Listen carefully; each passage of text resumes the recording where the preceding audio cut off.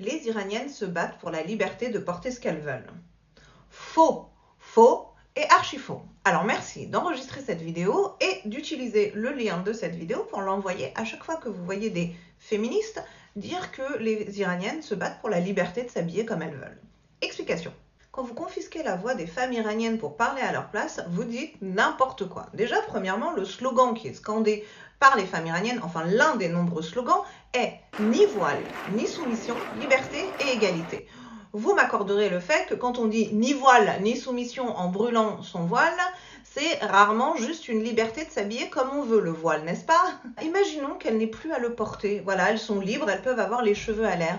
Qu'est-ce que vous faites du reste des lois islamiques de la République islamique? Qu'est-ce que vous faites de l'inégalité dans le témoignage, dans l'héritage, la lapidation en cas d'adultère, la pendaison en cas d'homosexualité, la mort en cas d'apostasie? Et oui, tout ne se joue pas qu'avec un voile, puisque ce voile est juste le symbole de toute une charia et de lois islamiques qui aujourd'hui gouvernent l'Iran. Donc les Iraniens ne se battent pas juste pour pouvoir porter une casquette, un béret, s'habiller comme ils veulent. C'est pas la Fashion Week, les gars.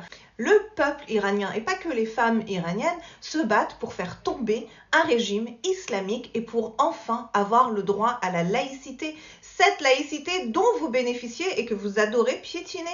Donc on récapitule, le peuple iranien, le peuple, pas que les femmes iraniennes. Personne ne se bat pour la liberté de s'habiller comme elle veut, ok?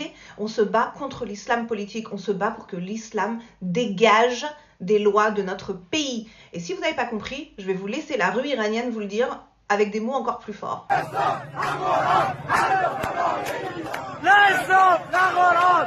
Ni islam, ni Coran, je ne donne ma vie que pour l'Iran. C'est clair?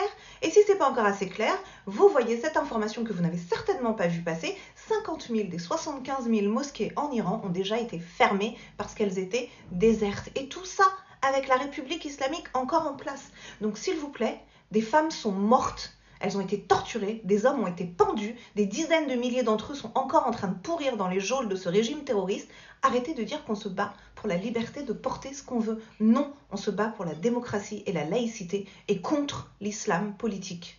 Non seulement vous n'êtes pas notre voix, mais en plus vous nous portez préjudice parce qu'avec cette absurdité de Fashion Week que vous nous avez inventée, eh bien vous laissez la porte ouverte aux réformateurs de la République islamique qui demain vont décréter que les femmes iraniennes ont le droit de ne plus porter le voile. Et vous allez toutes applaudir comme des dindes en disant bravo, quelle victoire incroyable. Mais ça ne changera pas les 30 millions de pauvres, ça ne changera pas la corruption, ça ne changera pas le fait qu'un des pays les plus riches au monde aujourd'hui voit ses richesses pillées pour financer des organisations terroristes, ça ne changera pas le fait que les hommes ne sont pas heureux non plus en Iran. La seule chose, c'est que vous allez flatter votre ego et vous aurez l'impression qu'on a gagné une bataille, mais on n'aura rien gagné tant que ce régime restera en place et on continuera à se battre jusqu'à la fin définitive et totale de la République islamique. Donc reprenez vos esprits et pour une fois, soyez réellement notre voix et arrêtez de nous dire qu'on se bat pour s'habiller comme on veut.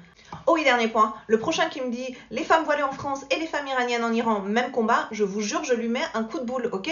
Vous vivez dans une démocratie qui vous offre l'égalité des droits, la laïcité et plein de libertés, dont celle de porter le voile librement dans la rue. Donc ne venez pas comparer ce combat à des femmes qui sont arrêtées, torturées, violées, pendues, massacrées pour avoir les libertés dont vous jouissez. Alors on arrête définitivement de comparer l'incomparable, on se ressaisit et on fait preuve d'un peu de respect pour des vrais combats qui sont menés au péril de la vie de tout un peuple. Voilà, à bon entendeur.